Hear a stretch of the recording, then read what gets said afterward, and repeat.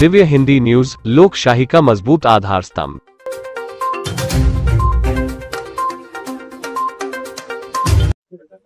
नमस्कार बंधूंनो, येत्या 24 जून ते 30 जून या कालावधीत गोवा राज्यामध्ये वैश्विक हिंदू राष्ट्र महोत्सवाचं आयोजन करण्यात आलेलं आहे आणि या अधिवेशनामध्ये संपूर्ण जगभरातले प्रमुख हिंदुत्ववादी नेते, त्याचप्रमाणे विचारवंत, लेखक आणि संत महंत यांचा सहभाग असणार आहे।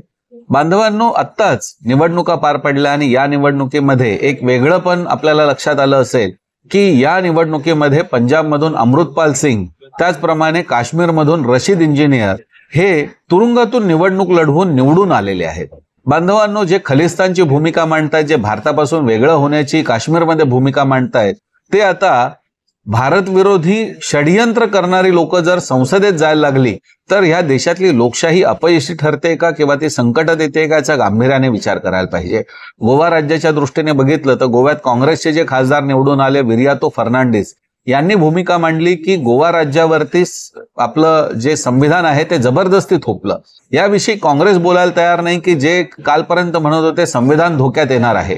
जर हा मुद्दाच असा आहे की जो ज्या गोमंतकातल्या क्रांतिकारकांनी गोव्याच्या स्वातंत्र्यासाठी लढा दिला त्यांचा अपमान करणारा मुद्दा आहे आणि म्हणून या दृष्टिकोनातून आज अशा परिस्थितीमध्ये पुन्हा एकदा हिंदू राष्ट्राची चर्चा करण्याची आवश्यकता निर्माण झाली आहे, जे हिंदू राष्ट्र जगाच्या पुढे आदर्श आणि एक विश्वास निर्माण करणारा असेल, जे वसुधैव कुटुंबकमची संकल्पना आणणारा असेल।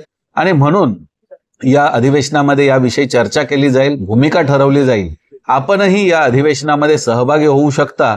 ते hindujagriti.org या संकेतस्थळावरून याचं थेट प्रक्षेपण असेल।